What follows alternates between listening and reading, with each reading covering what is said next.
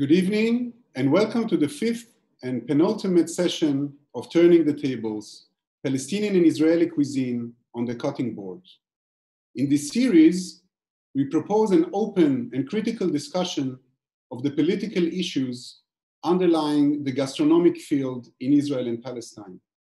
We assume that local cuisine necessarily intersects with the struggle for national identity and questions of cultural appropriation and representation. Tonight, we address some of the most profound and contested questions in the field: roots, nature, and tradition. The return to natural, organic, or indigenous food is part of a trending global movement that values the local and the sustainable in contrast to polluting food industries. Movements such as slow food, farm to table, and the obsession with yeast and fermentation, especially during the COVID epidemic, all bespeak renewed sensibilities and express a specific interpretation of purity, authenticity, and tradition. In Israel and Palestine, the return to nature is also deeply rooted in social and political debates about territorial borders and claims to ownership.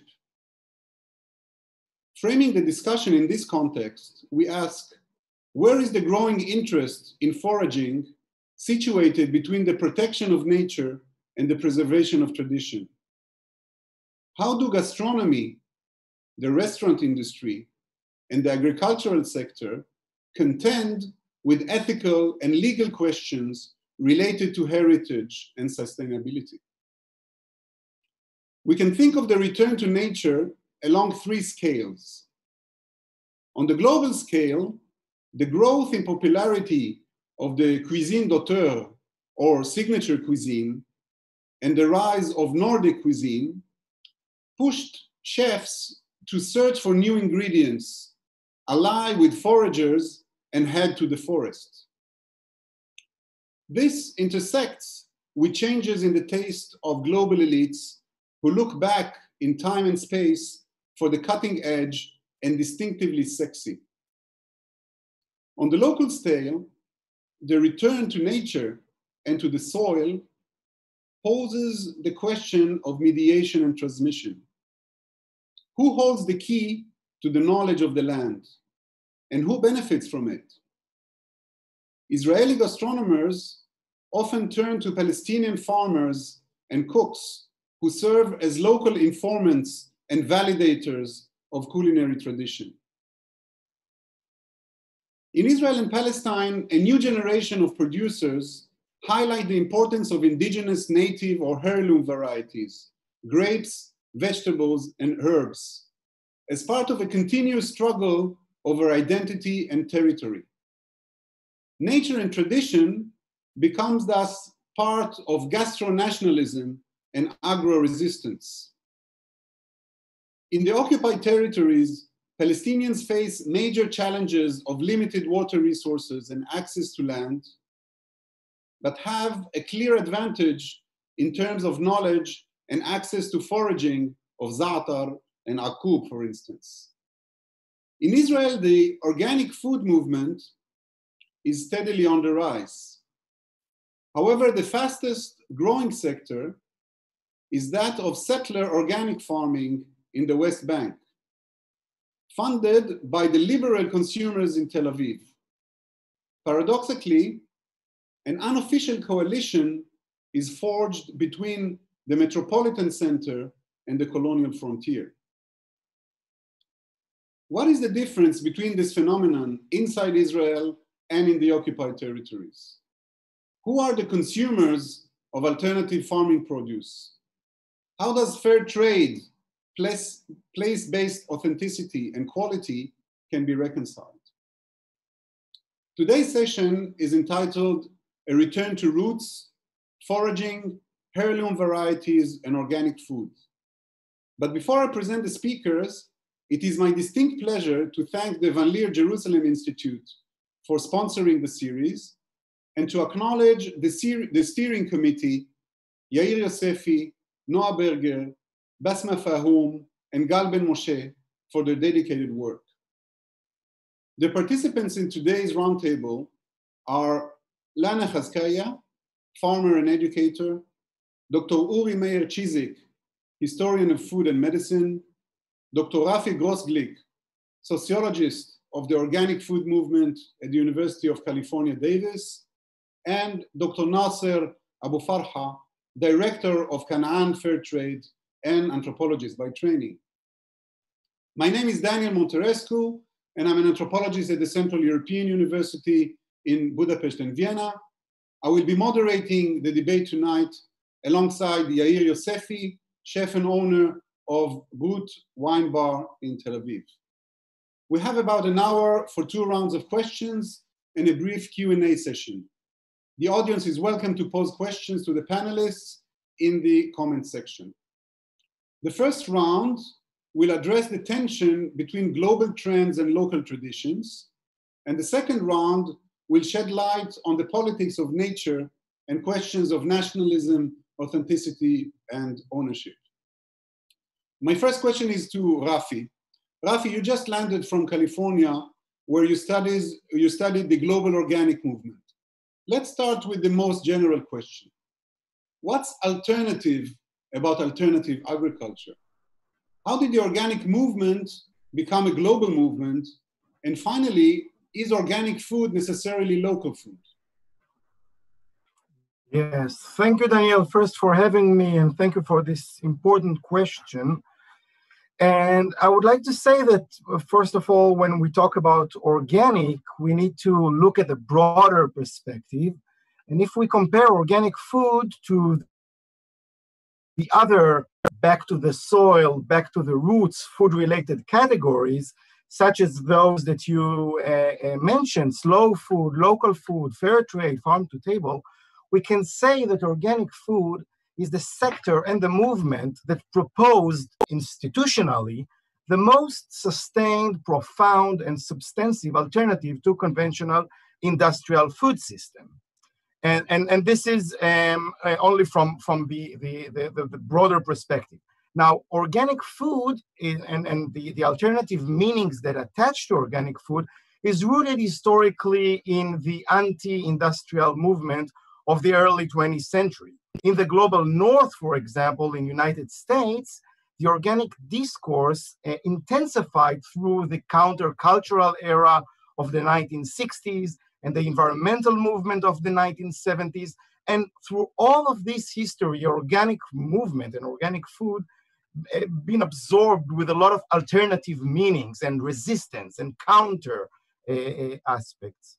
And over the years, organic, of course, has become associated with products grown without pesticides, fertilizers, hormones, antibiotics, as well as with high standards of social and environmental protection. And nowadays, the term organic has become such an enormous term that it seems to be kind of like a term that we might think of it as something that opposed to what we call the icons of risk in the food system, namely all of these chemical fertilizers, CO2 emission, the loss of biodiversity, GMO, genetically modified organism, and etc. And as such, organic food symbolizes opposition to industrial, as you mentioned, Daniel, industrialized, polluted, globalized, and conventional food system.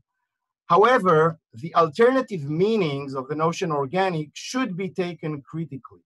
And what I found in my studies, and other scholars in other places found as well, is that the implementation of the notion organic are always shaped by global and local economic, political, and cultural processes. And one of the global processes is what scholar Julie Gothman terms as the conventionalization of organic. Organic movement, as I mentioned, started earlier, but through the years, turn out to be more and more similar to the conventional food system. And there is a process in which production and consumption practices that related to organic food and supposed to be counted as resistance and oppositional are in many respects analog to the very things that they are supposed to resist. For example, transportation of products for long distance, import and export of organic foods, or consumption of organic food in what is known as big box stores or large retail stores in the United States. As you mentioned, I just landed from California, so organic food in Walmart. This is something that seems to be a little bit kind of like unbelievable. And what I found in my study is that organic food by and large is a globalized project.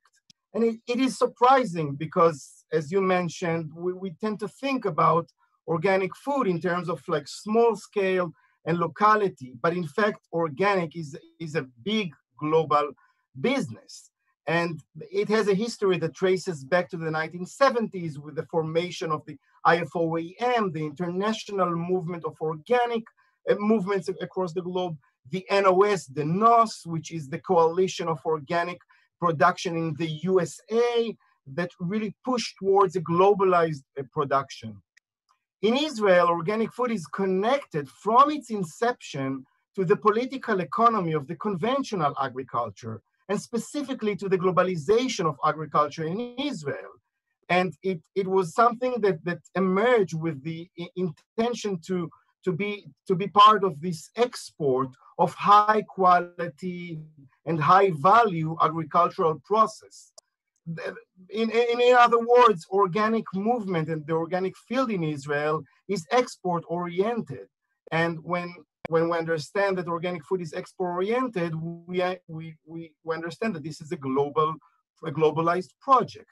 And this is something that happened from several decades. Organic agriculture in Israel emerged during the 1980s.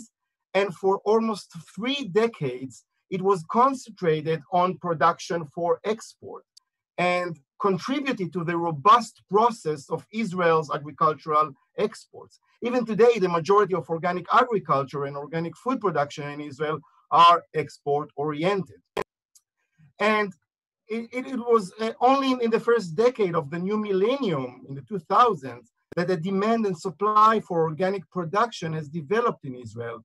But it is related to the emergence of global culinary discourse, to global nutritional and health discourse that emerge in Israeli culture, as well as to cosmopolitanian culture and cosmopolitanian taste that have developed in Israel, and no less to environmental, ethical, or alternative meanings. Which means that when we consume organic, we quite very often try to perform our cosmopolitanian culture, and not always in terms of like resistance or changing the conventional food system or proposing an alternative to it.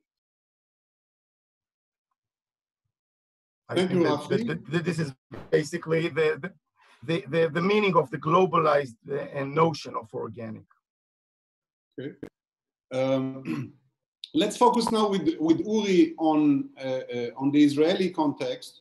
And Uri, perhaps you can enlighten us and help us understand another paradox in this movement, because it seems that ultimately the contemporary interest in foraging seems to be an urban phenomenon.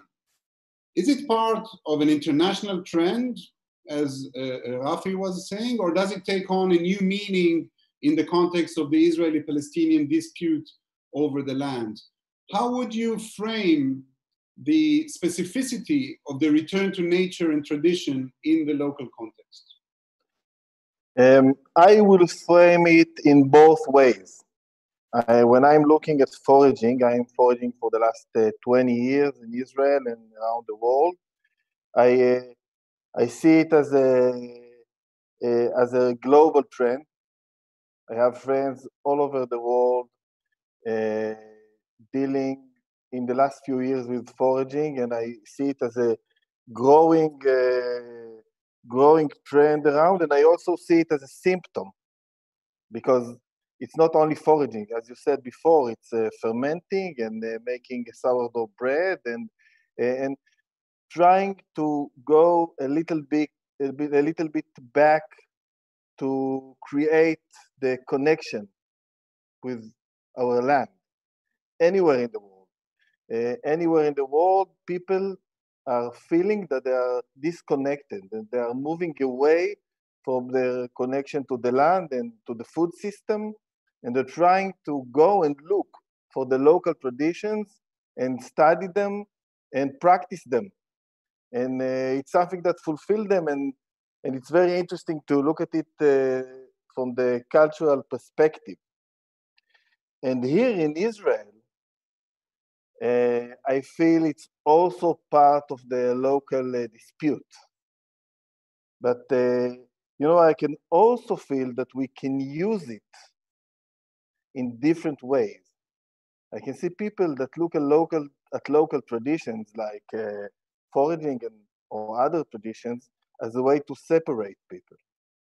And when I look at local traditions, I look on it as a way to get people together, as a way to connect people, as a way to create a common language that we can speak with each other. That's how I look at it. When I teach the history of medicine. It's not foraging, but the history of medicine.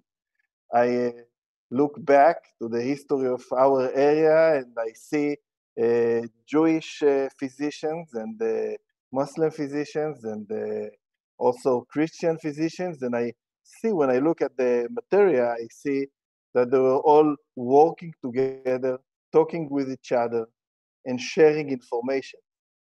The medicine was culturally their common language. They create, it was a way for them to connect with each other. And I see the foraging and the other traditions also as a way for us to connect with each other and to create a common language. We don't have the key to the local traditions. The key for the local traditions is here in the land. And I have part of it, and my friends in Nazareth have part of it, and my friend here on the other side of the border, 5 kilometers from here in Jordan, have part of it, and in Nablus and everywhere, each one is holding part of the traditions, and our mission together is, in the first stage, is to keep it, not to lose it, because we're losing the local traditions, because we're trying to be something else, and we're moving away from this interest in the area. And the second part is to create a common language between us, talking and transferring this knowledge between us. So it will be something that belongs to, not to the parts of people that live around here, but to the land that we're staying on. And that's how I look at it. I know that there is a lot of dispute about things that like foraging for za'atar and akur, like you said before, and I think the Israeli government made many mistakes in dealing with this thing, and we can see around in Lebanon and in Jordan different way to deal with protecting the nature, and also letting people practice traditions that they hold for the last thousands of years. And we can, if we want, we can find a way to make it something that everybody practice, and to create from it a language that we can all talk together. Thank you, Uri. I think you touch upon perhaps the key question that runs throughout the series. That is, can terroir as a quality space of knowledge can be reconciled with territory as a political space of exclusion? And now, obviously, Palestinians and Israelis, when they talk about tradition and the land, are not on equal footing. They are part of a matrix of power. And I turn now to Nasser and ask you for your insight about the specific challenges facing the farmer in Palestine. And more specifically, how do organic farmers cope with the reality of the occupation and the scarce resources? Okay, thank you. Thank you for the question, and thanks for inviting me to speak, Daniel, in this webinar. First of all, I mean, this is a question that's a lot of the time asked, is what are the challenges that the occupation poses to you as companies or poses to the farmers? And obviously it does pose, the occupation does pose challenges that whether it's farmers' access to the land, farmers' access to the markets, farmers' access to the resources. These are the typical titles of what the farmers are dealing with under the occupation. And but the reality is that a lot of our farmers, of today's farmers, have grown under the occupation. The occupation has been there since 1967, so it's been a long time. So life without the occupation is a distant history. So a lot of mitigations have taken place by the farmers, and for organic in particular, for the farmers to be reliant more on on-farm resources and traditional practices, moisture retention techniques and water harvesting techniques.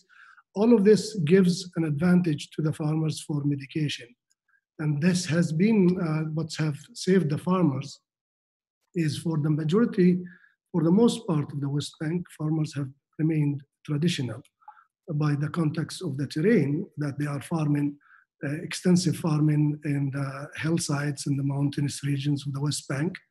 The intensive farming where technology and modern farming practices of intensive inputs and intensive use of the land has not been introduced for the majority of the farming in the West Bank.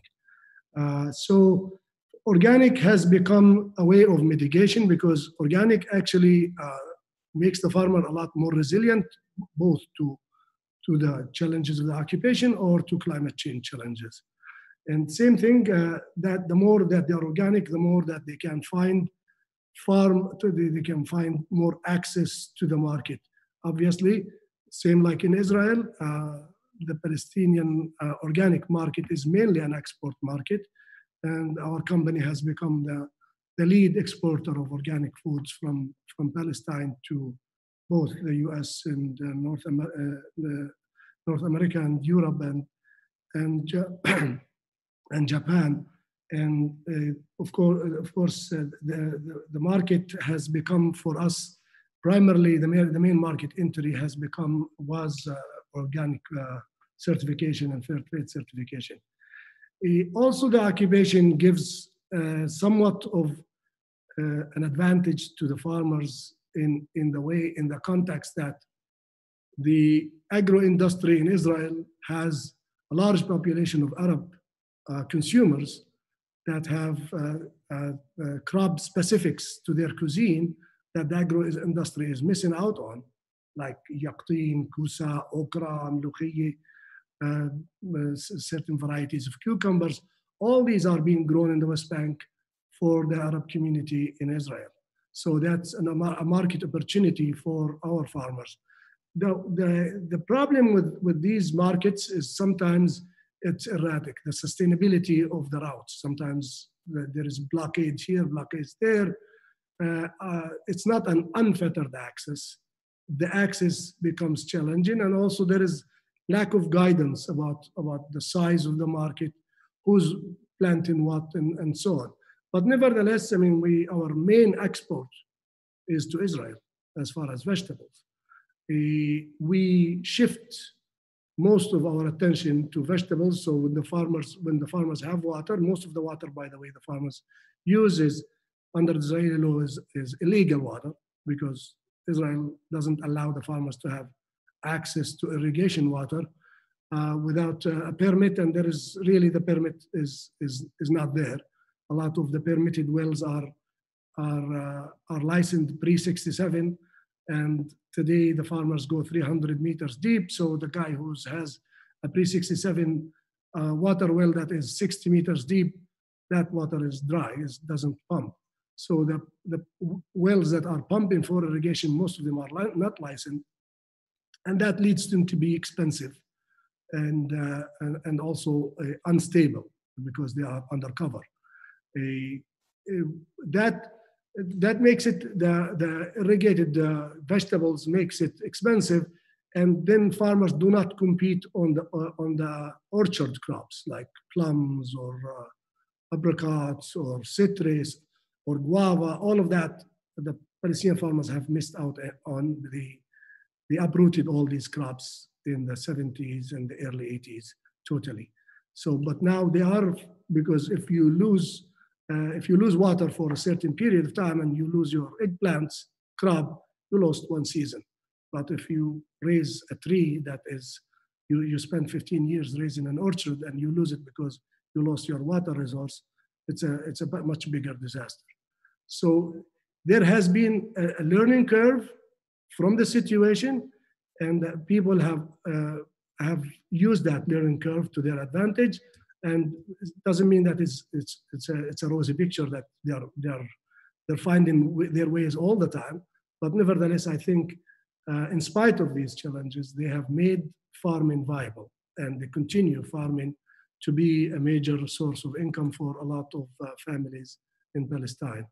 And the organic movement and the fair trade has made it more important, because we are pushing people to see the value of organic in terms of ecology, in terms of even mitigation, in terms of viability of the farming practice. And yes, it has given us an edge. And like what you said, I mean, we do forage, and we do forage akub and za'atar and capers and other crops. And foraging, it's foraging that gave the Palestinian agro industry processors an advantage in the international marketplace on za'atar, because we use the grown za'atar in the fields and we use the foraged za'atar, and we mix them all together, and that's what makes the za'atar so special. It's the mix between the two, and that really gives us an advantage in any market, whether it's in Jordan, it's in the Gulf states, or in Europe, in the za'atar. And not just us, but there are bigger companies that work with za'atar at large scale, which we don't. But that context gives them an advantage. So yeah, there is and it doesn't mean that when they forage that they are harming the ecology. To the contrary, I believe they are, because foraging has been done by people who actually, when they forage from a certain area, they are very concerned with its viability, its sustainability, and they want to return to it year after year to forage. And these species, these plant species, as you forage them with responsibility, they become stronger in the field and in the mountain and the ecosystem. Just like the olive tree, it lives 1,000 years and 2,000 years because of its relationship with the farmer. The olive tree cannot sustain itself on its own for 1,000 years. It's the periods of aggressive pruning that we do, and the regular pruning, and allow the facilitation of intercropping and cover cropping in between the olive trees that allow the tree to remain young for years to come, and to be able to live 1,000 years. So yeah, I mean, I think yes, there is a lot of sound traditions and that allowed sustainability in the land thus far. I think the Palestinian traditional farming is part of this ecosystem, and it sees fertility as a regeneration as a key concept to farming. Now, what we've done in our work is give this a value of return, actually material return. There's a premium price. We started with a price for fair trade, a premium for fair trade, a premium for organic, And now, 10 years later, we have premium fair trade, organic, and regenerative practices to make sure that farmers are keeping those traditions of regenerative beyond the certification for the value of the ecosystem and the value of the farmers for them to be able to sustain a living off of farming. So that's, yes, there are challenges in the occupation, but there is also a very beautiful picture on the ground, and not necessarily in response to the occupation, but actually we want to live in spite of the occupation. And that has become a more and more articulated approach to fostering life. Thank you. It seems that we cannot think about the field of alternative agriculture or organic farming or non-conventional farming as a unitary field. We have to break it down at least to 4 borders at play. So in the West Bank, we have Palestinian farmers and we have settler farmers. And in Israel, we have Jewish farmers and Arab Palestinian farmers, right? All 4 groups have differential access to resources and knowledge, which leads me to Lana. As a Palestinian citizen of Israel, how do you view the politics of nature between, on the one hand, the capitalist and industrial system, and on the other, as a form of agro-resistance? Well, it's I'd like to begin by mentioning that it's very common to think that the food we eat is connected to the stories to those who produce it. Some of these stories belong to smallholder farmers globally and locally. These farmers are facing great challenges, as my mates mentioned, such as climate changes, free trade agreements, droughts and floods, etc. Now, one local example for such challenges that I can think of here are the fields of Batouf, an area in the Galilee that is very well known for its soil fertility. And each year the farmers suffer from floods, and each time they face it alone. And I remember that last winter, the state gave each farmer who suffered from a flood and lost his yields a compensation of 500 shekel per dunam, which sounds ridiculous. Now, beside the different challenges, such as beside that, they don't have any water resource beside rain in winter, which means that they cannot grow anything in a dry season. And this is a very interesting point that shows actually a conflict, because from the one hand, because there is no water resource that the state gives them, people are still planting in the Ba'li way. But from the Ba'li way, which means that the only water resource is rain. But from the other hand, they suffer economically since they cannot grow in the dry seasons. The fact that we're having this talk actually shows that we are very much well aware that if we eat as consumers or as human beings, then we are for sure involved in agriculture, meaning that we share the responsibility with the grower. Now, as consumers, we are part of the challenges, but we can also be a part of the positive transformation. But before addressing such topic of injustice that occurs, as you mentioned, globally and locally, and of course it has its implication in the local level, I actually feel quite unsettled and not comfortable to speak about it without referring to the political context. And on this I will be focusing now. I think that we must attend to the injustice that is being done to the Palestinian farmers, and as I mentioned in the Batouf and other different areas, we need to attend to this injustice from the past that has set the conditions for the injustice which is happening now in historical Palestine.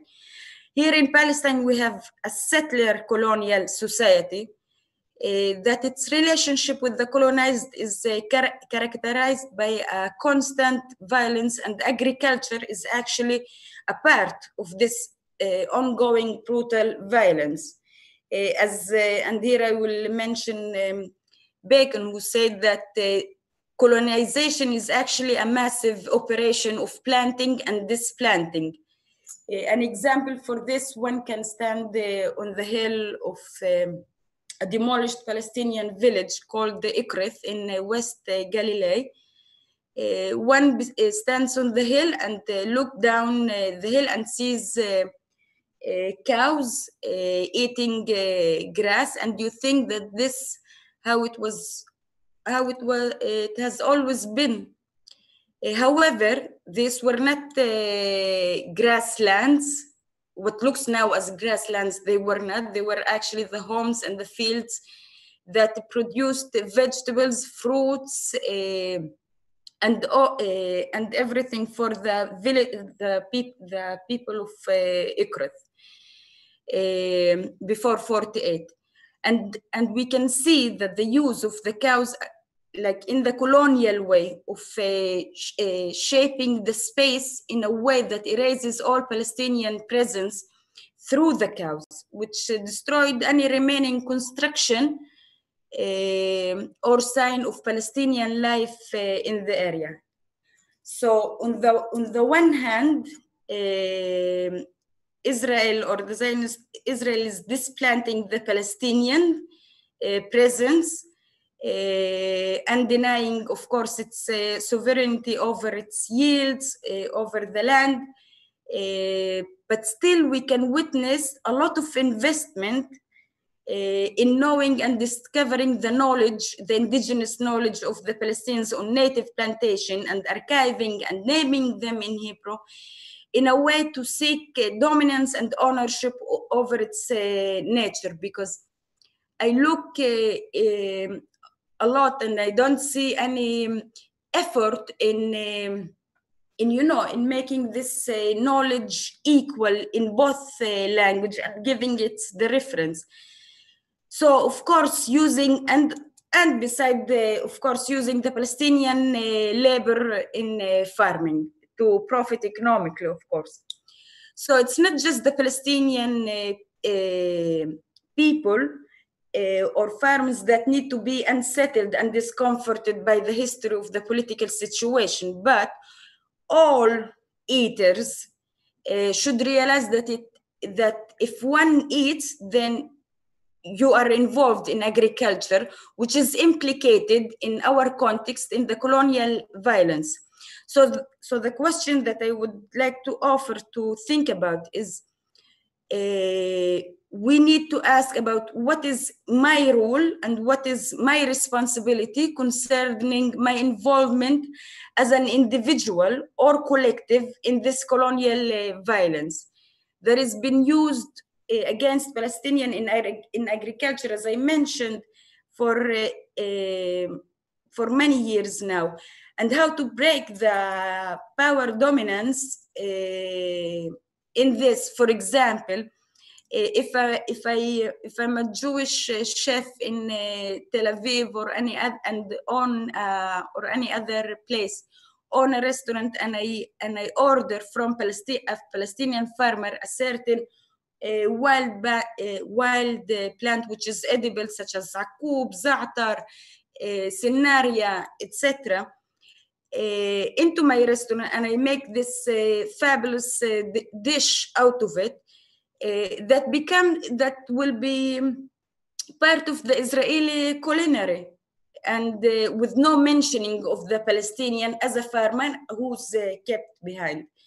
And in this, I would like to end my talk for now, is to think about what is my responsibility as someone who belongs to the colonial, the settler colonial.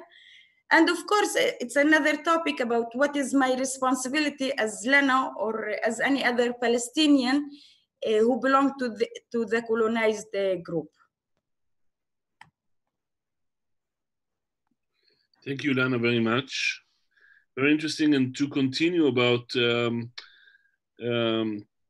tension between ethics and politics, Uri, do you think foraging is simply a nutritional and agricultural practice, or is it a cultural and historical one, a practice that is aimed at a preservation of tradition? Yes, I think deeply that foraging is a practice of preserving tradition and culture. I think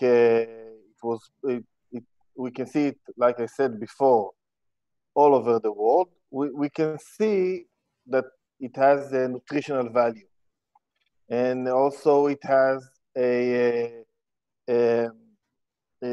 value as a practice that protects nature if we do it right. If we don't do commercial foraging and we do a traditional foraging, we protect the nature and not harm it. But also it's a local tradition, and local tradition is something that is very important to everybody that lives in a certain place. When I teach foraging, I teach, like I said before, I teach foraging in the Jordan Valley here. I teach foraging in the other side of the border in Jordan, in Arabic. And I teach my friends foraging in Nazareth. I teach what I know and what I gather from many, many people around Israel. And I also get a lot of knowledge while I'm teaching. People are coming and saying, yes, my mother foraged for many, many years, and it's amazing to see what it brings to the table.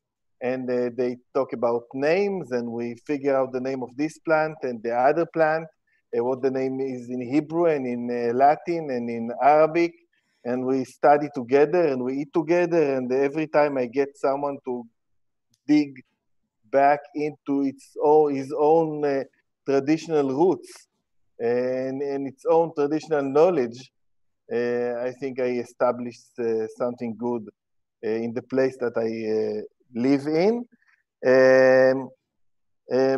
What else can I say about it? I think we're losing the local tradition. I think we're losing the local tradition, not only the Jews Israelis are losing the tradition, but everywhere. I can see the children of my Arab friends here in Nazareth or in the Galilee, they're not foraging anymore. And they don't know about foraging, and they don't know the names of the plants. And I think it's supposed to be a joint effort of us to keep. I think it, like I said before, it can be a common language for all of us. I always say, if we're talking about a political dispute, I had friends in Kfar Kana, and they were growing amazing. It was amazing. They were growing in the Baal tradition, cucumbers and watermelons without irrigation at all. And it was amazing to see that. They were growing this in the summer, only on the humidity of the soil that was left from the winter. And 20 kilometers from there, in another small Jewish community, I had a friend growing organic vegetables. They grew their cucumbers and watermelons with a lot of pesticides, but with no water, with no irrigation. He grew his produce with no pesticides at all, but with a lot of irrigation. I tried to bring them together, because in the tradition, in the local tradition, people were growing here vegetables in the summer with no irrigation and with no pesticides. I told them, you'll learn from him how to grow vegetables with no pesticides, and he will learn from you how to grow vegetables with no irrigation. But my main problem was bringing them together to the table to sit and talk about these local traditions. And I think that's our main, this is the main issue, how to bring people from all the sides together to sit and talk about local traditions and bringing them to practice in our day-to-day life. Thank you, Uri. I'm coming back to you, Lana, talking about education and the transmission of knowledge. You didn't always do what you are doing now. How did you become interested in environmental education? And do you think education makes a difference regarding farming and tradition? Well, I'm still working. These are my two fields that I work in, which is education and farming. Now, like one of the things why I choose the education education as a field of work is because it makes, by its essence, it's about making the change, the transformation within the child. And the question is always, what kind of change do we desire? And if the change is towards a free thought, a free child, a free inner world, then in education, then we're having a kind of a dilemma, because how can you teach a dilemma that was discussed for many years, for hundreds of years and thousands of years, about how can I teach a person, a child, to be free?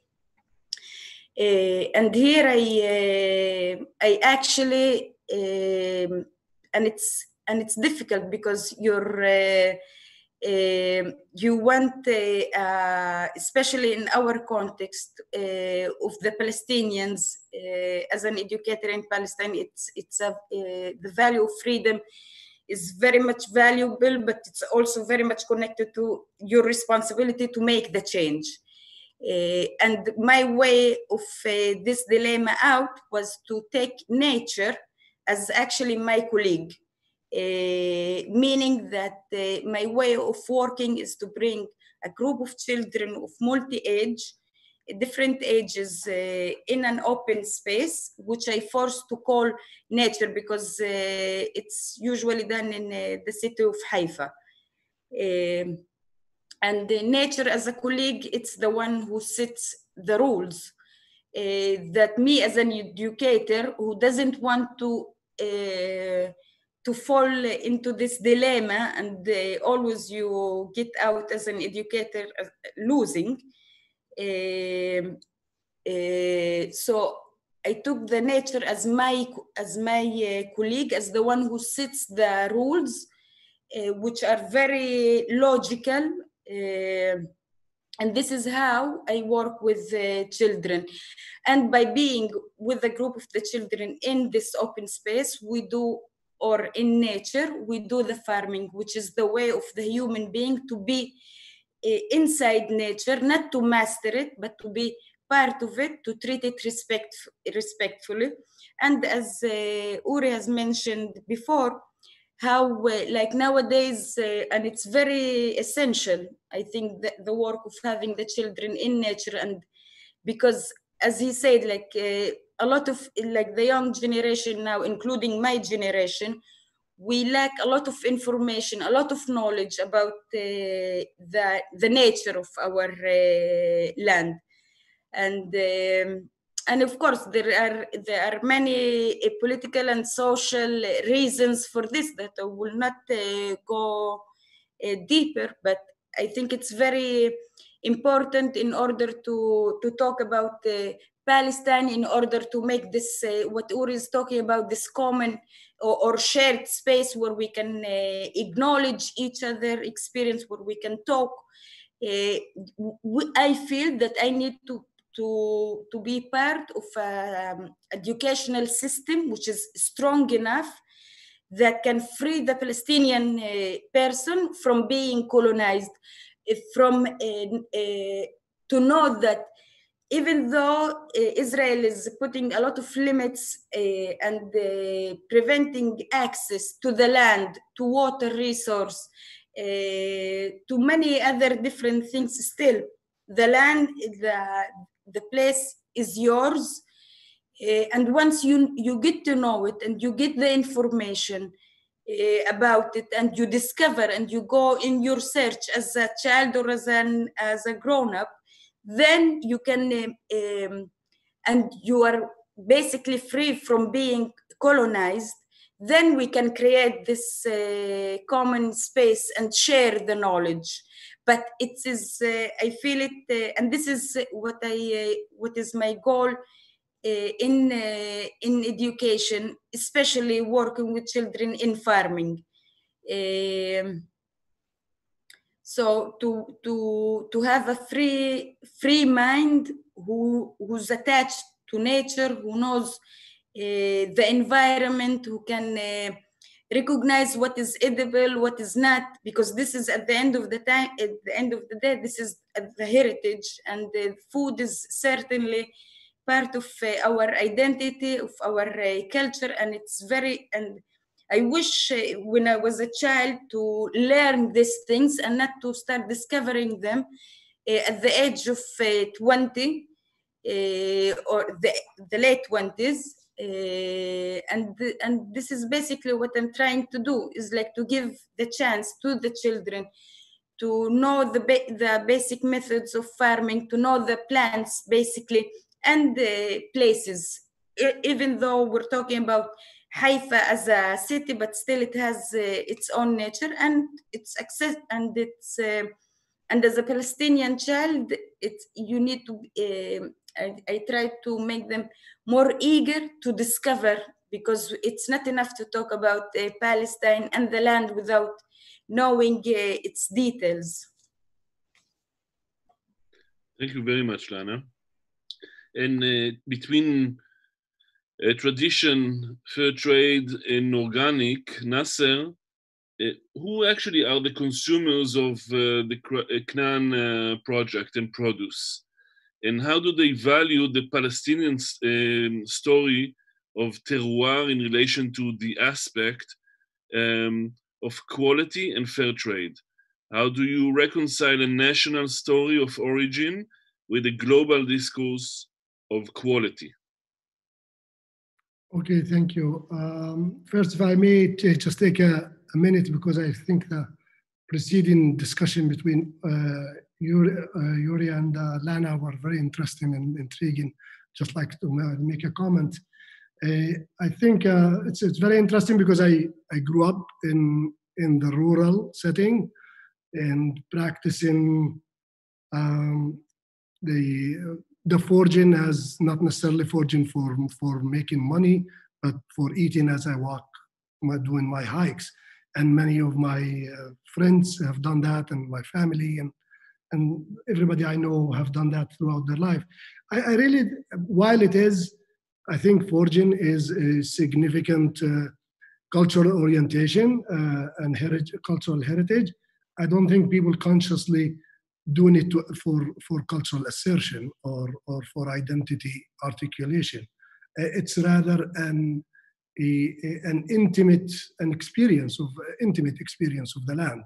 It's an experience of the vegetation. It's like and sometimes it's recalling history, recalling of your knowledge of your own story of the land, as who made you discover this plant species and that plant species. I mean, there is a zillion of different plant species that we're eating as we walk the hills in the spring with Scenario, Khorfesh, Aweni, Shomer, Aseba. There is endless, and there is each one has a certain part that you eat, and each one has a certain time where this is already past. This murrar you cannot eat. This murrar eat just this twig out of it, or this murrar, you can eat all the leaf of it.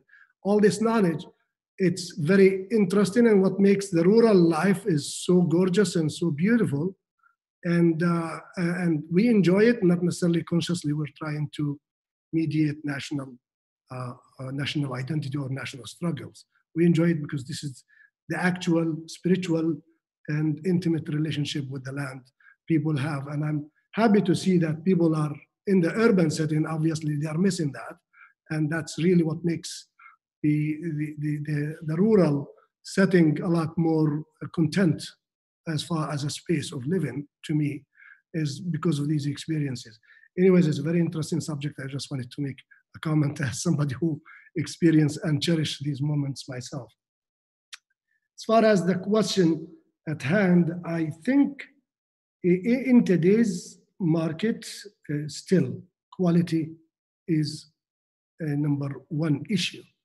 It's just the definition of quality have changed.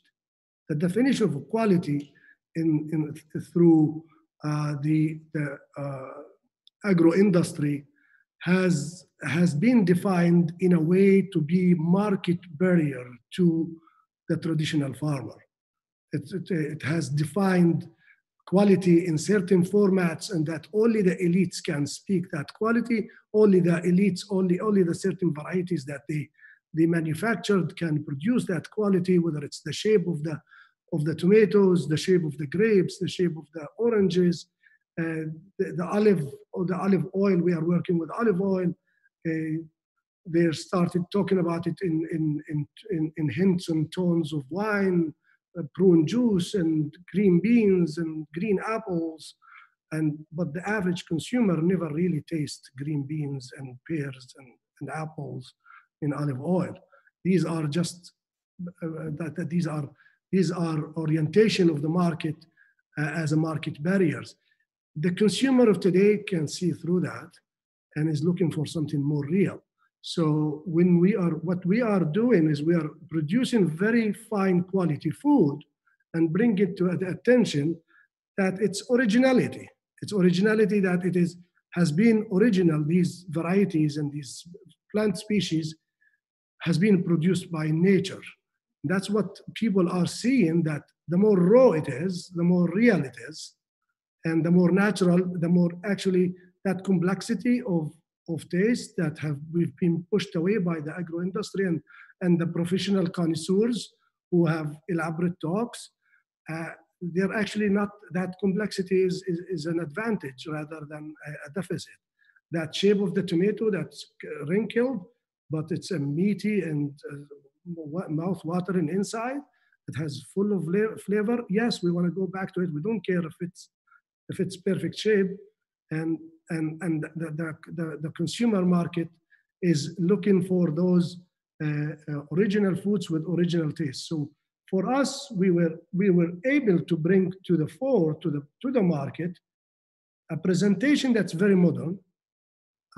The finished product that can be coming from any artisan shop in Tuscany or in California, but the content is very real. We have organic sun-dried tomatoes mixed with wild capers and olive oil into a tapenade spread. Okay, this is the jar looks like any fancy jar that's coming from Italy or France or California, but the content, our tapenades, even in France and in the US, they told me this is the best. I mean, I've heard it many times. This is the best tapenade we've ever had. Obviously, why? Because of the varieties of the olives, the varieties of the tomatoes, the varieties of the wild capers, and the olive oil itself. So we're actually offering a quality way above, in my view, and bringing it to the market through the lens of organic, but beyond organic. This is original food as well. So we were able to penetrate this market, and these are our consumers. The consumers that are tired of the manufactured food, the food that is made to look good, made to look perfect, but the taste is not there. And also the consumers that are socially conscious and environmentally conscious. For them, they're looking for good food, number one, and to find it in fair trade, socially responsible and organic, that is environmentally responsible. And on top of that, from Palestine, under these conditions, under context of conflict and occupation and so on, that's an advantage. It's not it's not made as the Palestine is not a draw as much as it is a surprise advantage. And yes, some people would walk out and say, how can I support this brand or this product? I've had people like from Patagonia. They're very well-known brand and they are moving into food, very well-known as environmentally conscious brand. They said they saw our olive story and our olive oil and our products presentation is like, what can we source from you? I mean, that's their approach. So that's the consumer is mainly an urban and educated and well-aware consumer about food systems and food sources, and that's who we're catering to. And obviously these consumers are mainly in the global north. Thank you very much, Nasser. Very, very interesting. And to continue on quality and equality, or ethics and politics, Rafi, how does the organic movement participate in social, cultural, and territorial politics? And could you talk about your research on organic food as a Jewish settler agriculture project in the West Bank? Yes, of course. And thank you for this question. And I think that I will talk a little bit about the politics of alternative food and organic in kind of like critical way compared to the very interesting conversation between Uri, Lana, and Nasser. And I will try to give like a bird's eye view and a critical perspective in like the 5 minutes that I have. And I want to say that in particular in Israel, when you asked about the political, cultural, territorial politics of organic, I would say that we can look at the politics of organic, and if we look at two main social and cultural currents. The first is the neoliberal one, and the second is the ethno-nationalism of Israeli society, basically the conflict. And it all goes into what we call alternative food, organic food. So the first is not unique to Israel, and it refers to the fact that the production and consumption of organically labeled food is something that requires money, leisure, knowledge, and education. I was just listening to you, Nasser, and the consumers that you just described are exactly these consumers. They have to have knowledge, education, and all of that. In sociology, we call it, they have to have high cultural capital and high economic capital. Otherwise, they won't be able to consume this food and even to understand what we were saying about the different or the changes of the quality. So therefore, organic food becomes a source of social distinction, and specifically distinction between classes, between those who have the capital and those who do not have. And several studies, including my studies, reveal that people that consume and also people that produce, even the farmers that produce organic food, both do it because of all of the obvious and explicit reasons, the ethical reasons, the environmental reasons, all of the reasons that we've mentioned, or Nasser that you mentioned, but also, and even to a larger extent, because this is the right food to eat. It symbolizes what people like them used to eat. And it symbolizes and constructs their social status. And thus, organic food turns out to be a product that demarcates boundaries between people associated with middle and upper classes and groups with low status.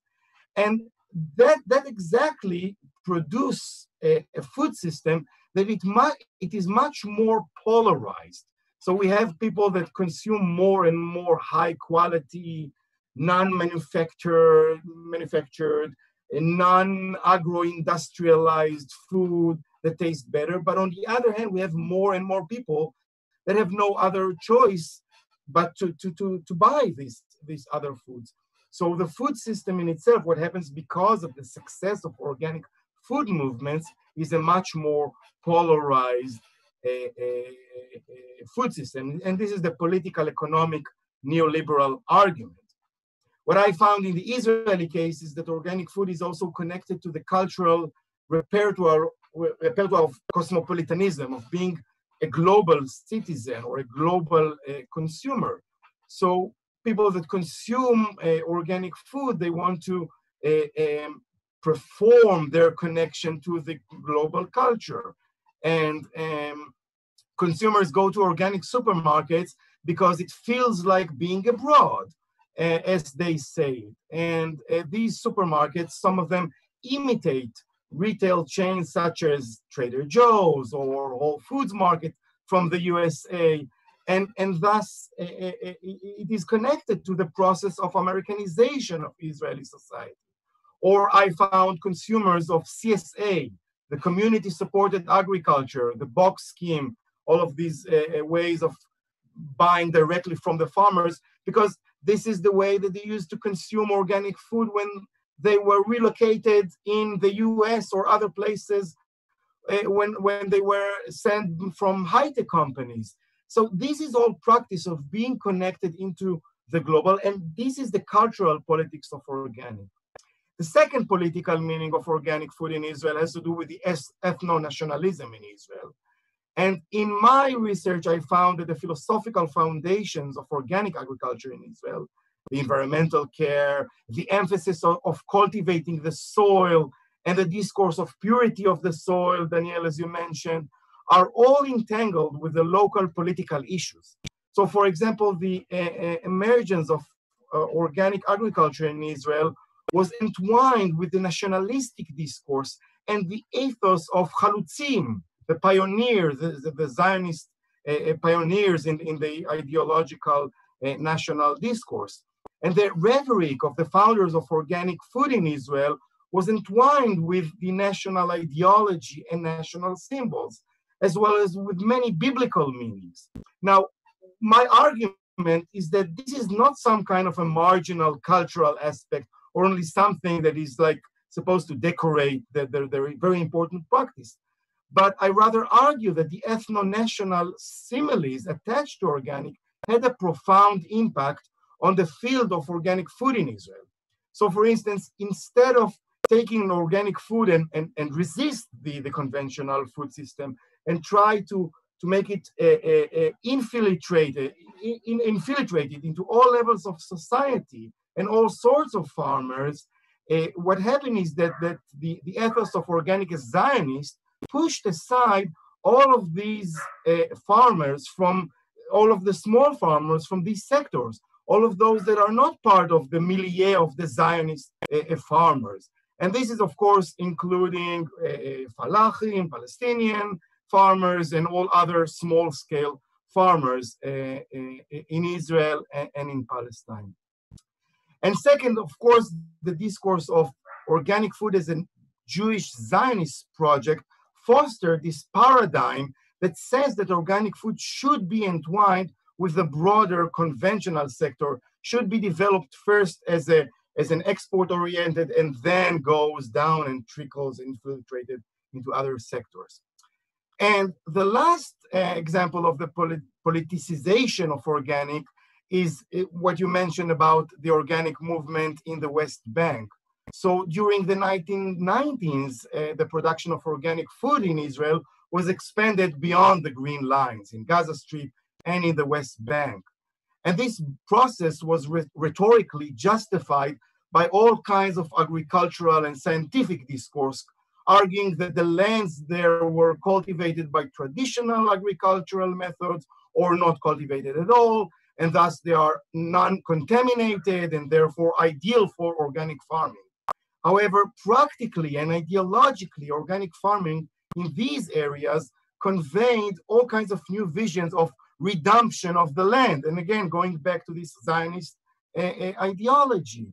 And instead of like speaking about environmentalism, they're talking about this new way of redemption of the land. And was embraced by all kinds of several groups of Jewish settlers, including those who were named as the Hilltop Youth or the more established first generation settlers. And the other side of this political issue, another example of the politics of organic, are some of the attempts to confiscate food products that produced in the occupied territories by groups of consumers associated from the left side of the political map. There were all kinds of these examples, for example, organic eggs from the occupied territories. So we see here how organic food consumption and production goes in line with this political debate that in this troubled territory that we call Israel-Palestine. Thank you very much, Rafi. Thank you, everybody, and thank you, everybody at home, for watching and listening. Unfortunately, we won't have time for questions today, but we will continue our debates and journey in 2 weeks in our final session that will be on August 14, and we'll address the wine world across the Green Line about terroir and territories. And I thank you very much, Rafi, Uri, Lana, Nasser, Daniel, and the Van Leer Foundation. Thank you very much, and have a very